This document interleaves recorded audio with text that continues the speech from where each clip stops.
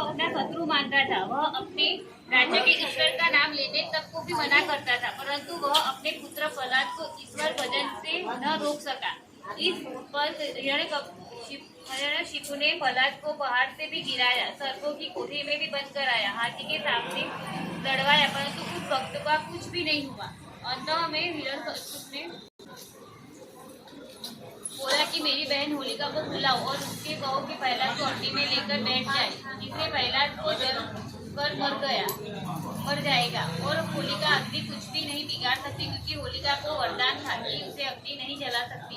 अतः होलिका को बुलाया गया। उसने अपने भाई की बात मानी और अग्नि के बीच होलिका प्रहलाद को लेकर बैठ गई। प्रहलाद भगवान को याद कर रहा था। भगवान की कृपा से अग्नि प्रहलाद के लिए वर्ष के समान शीतल हो गई और उस अग्नि ने होलिका को भस्म कर दिया। उसी दिन से होलिका जलाई जाती है। ये भगवान जैसे तुमने प्रहलाद की रक्षा की वैसे सबकी करना। एक दिन शीतला और गोदरी दोनों बहनें दुनिया में निकलती है। जब किसी के घर के बाहर जाकर अलग जलाती है तो एक बहन कुछ अंदर से खाने पीने की वस्तु लाती है। जैसे ही शीतला जी और गोदरी जी ने लेने के लिए हाथ आगे बढ़ाती है, वो औरत डर के मारे पीछे खिसक जाती है। उसने पूछा, नाता जी आपके हाथों पर कैसा निशान है, यह क्यों हो गया है? जब वो शीतला जी और गोदरी जी से कहती है कि यह दुनिया वालों के कारण ऐसा हो गया है। जब माता जी कोई 8 दिन के हफ्ते आते हैं तब यह औरतें हफ्ते नहीं रखती। जब सब्जी चोखती है उसके भी यह फूले हमारे शरीर पर हो जाते हैं और सिलाई करती है उसके सुई के निशान भी हमारे शरीर पर हो जाते हैं। कपड़े कुटती है तो उसके दोनों के निशान भी हमारे शरीर पर है। तब उस औरतों के पता चला कि शीतला जी और वह गोदरी माता है। वह तो जल्दी उनके पाँव पड़ी और सारी दुनिया में ढिंढोरा पिटवाया कि कोई 8 दिन तक टाँकी नहीं लगाएगा, कपड़े नहीं कूटेगा, सब्जी नहीं छूटेगा, नहीं तो माता जी दूध देगी और क्रोध करेगी, छोटे बच्चों पर निकालेगी। सूरज भगवान ने कहा, जमुना के तीन पर सोने का थम निकालूंगा, वही रख देना। ऐसा कहकर सूरज भगवान चले गए। माता जी खाना लेकर गई। सुबह से शाम हो गई, सोने का थम दिखाई नहीं दिया। माँ थककर पचकर शाम को घर आई। सूरज भगवान आए तो कहने लगे, माता जी आज मैं भूखा ही मार दिया। तो माता ने कहा, भोजन लाई बेटा, पर सोने का निकला ही नहीं, मैं कहाँ रखती हूँ? सूरज भगवान ने कहा, माँ तुम जमुना में ही क्यों नहीं होगी? तुम्हें पता है कि तुम्हारा बेटा सूरज किसी जमुना में है। तुमने समझने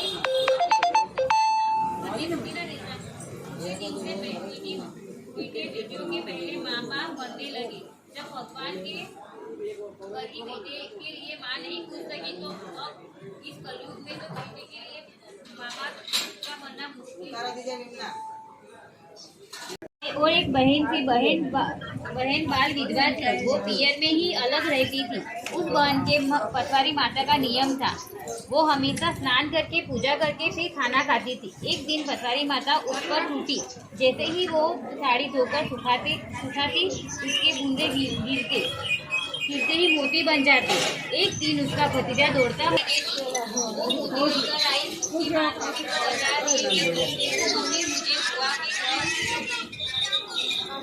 यह क्या किया?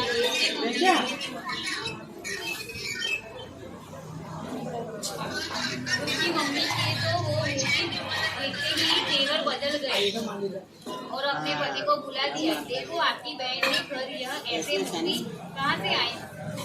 उसके घर कोई कमाने वाला तो है नहीं। देखो कोई उनके घर आता तो नहीं है ना। अगर कोई उल्टी सीधी बात हो गई तो हम मुँह बचाने के लायक नहीं रहेंगे। आप कुछ तो करो, कहीं दूर ले जाकर मार दो।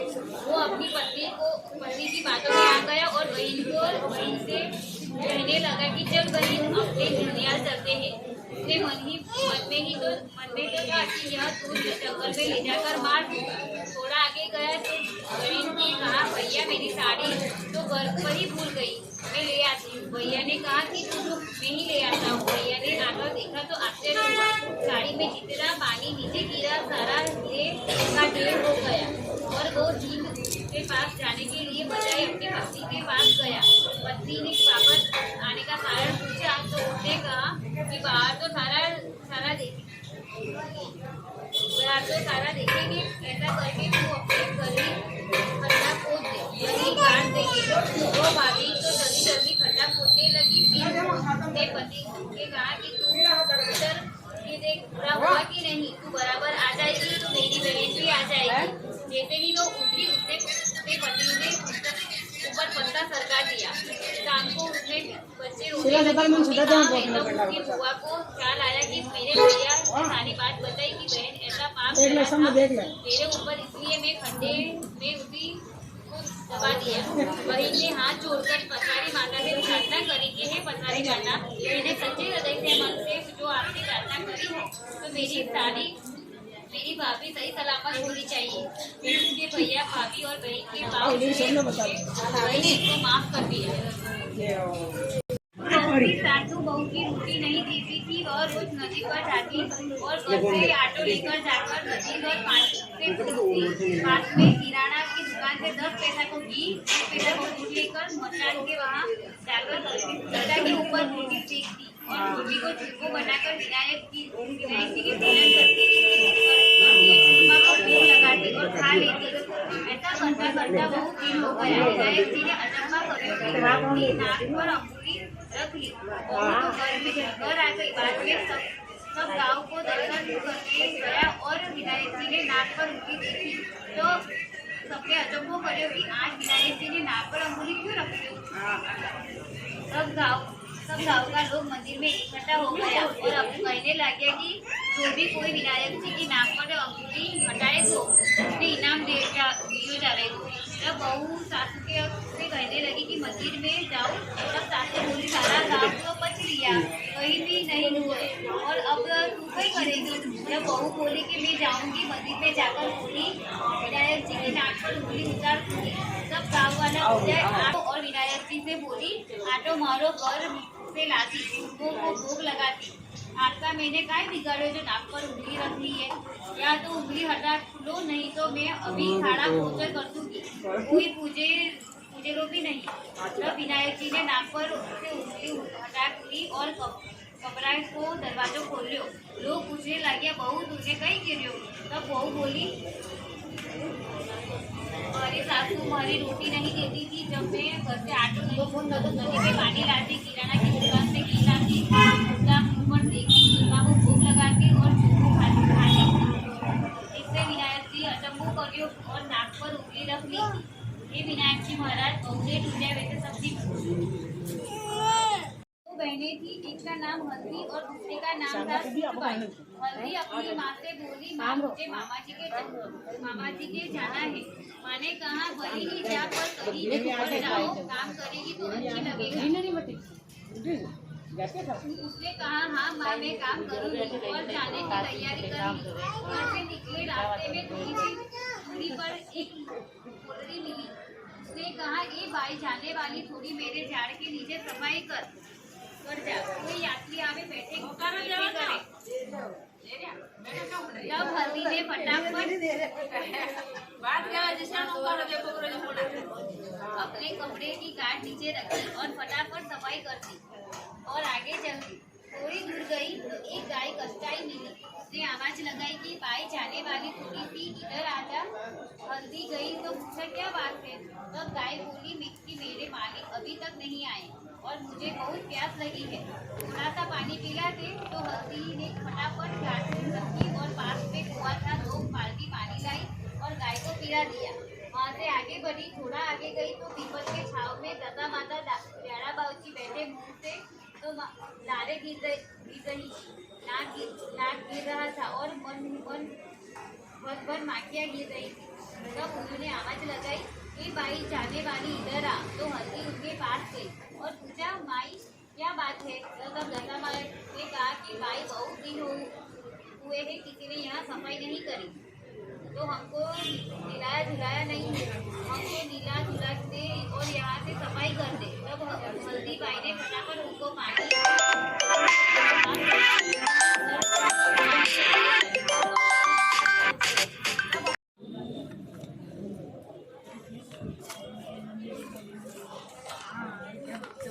पेट के 4 बहुएं थी। उसने छोटी बहू ने विश्राम बाबूजी का बहुत नियम था, उठते तो विश्राम बाबूजी, बैठते तो विश्राम बाबूजी, जो काम करती उसमें सारा दिन विश्राम बाबूजी लेती और काम करती जाती, सारा दिन विश्राम और सभी देवरानी नाम लेकर बैठी रहती है। ऐसे करते करते बहुत दिन हो गए। त्योहारों का दिन आए तो चारों देवरानी जेठानी पीली लेने गई। सबने मिट्टी खोदी और लगारे भर कर उठा लिया। तब देवरानी ने कहा, मुझे तो नगारा उठवा दो। तो बड़ी बहुएं जलती हुई उसे उठवा तो दिया, परंतु ऊपर से एक मोटा सा ढेला रख दिया। चारों घर के निकली, चलने लगी। थोड़ी दूर जाने पर छोटी बहू ने कहा, आओ हम सभी विश्राम कर लेते हैं। तो सभी कहने लगी, विश्राम जी की बहन तू विश्राम करना, घर में बहुत सारा काम है। हम सभी तो जा रही हैं। वह तो वही टोकरा नीचे रखकर बैठ गई और विश्राम करने लगी। जब वह उठी तो उसने टोकरा नहीं उठाया और वह अकेले ही जंगल में घबराने लगी और रोने लगी और विश्राम बाबूजी से प्रार्थना करी कि हे विश्राम बाबूजी, मैंने सच्चे मन से आपकी पूजा करी है, तो मेरी रक्षा करना। इतने में विश्राम बाबूजी 21 वर्ष के हट्टे कट्टे जवान पुरुष बनकर आए। बहू बेचारी डर गई और कहने लगी कि आप कौन है? तब बोली कि मैं तो विश्राम बाबूजी हूँ। तब वह बोली कि मेरे विश्राम बाबूजी ऐसे नहीं हैं, कोई देखेगा तो क्या सोचेगा, पराये पुरुष के मुंह लग रही हैं। तब विश्राम बाबूजी ने उसे पूछा कि तेरे विश्राम बाबूजी कैसे हैं? तो बोलती है कि विश्राम बाबूजी बूढ़े सफ़ेद दाढ़ी और हाथ में लकड़ी। तब बहू ने आँख झपकी तो विश्राम बाबूजी बूढ़े रूप में घर लेते हैं। उसको टोकरी उठवा दी और कहते हैं कि जंगल सारा काम करते हैं और वो महारानी उठते बैठते सारा दिन विश्राम बाबूजी करती रहती है। तब सासू जी कहती है कि आने दो, आज उसे अभी उसकी खबर लेती हूँ। सासू जी दरवाजे पर खड़े होकर गए कि आज उसकी अच्छी खबर लेती हूँ। तब सामने बहू आई तो सासू जी तो चक्कर खाकर गिर पड़े कि बहुएं तो शरीर पर गहनों से लटी है। वह चुपचाप टोकरा जाकर एक कोने में खाली कर देती है। तो अगले दिन क्या देखती है कि कोना तो हीरे मोती से भरा पड़ा है और जो मोटा ढेला था वह बालक बन गया है। सासू जी उसने पूछते हैं कि यह सब क्या है? तब वह कहती है कि मुझे तो विश्राम बाबूजी ने दिया है।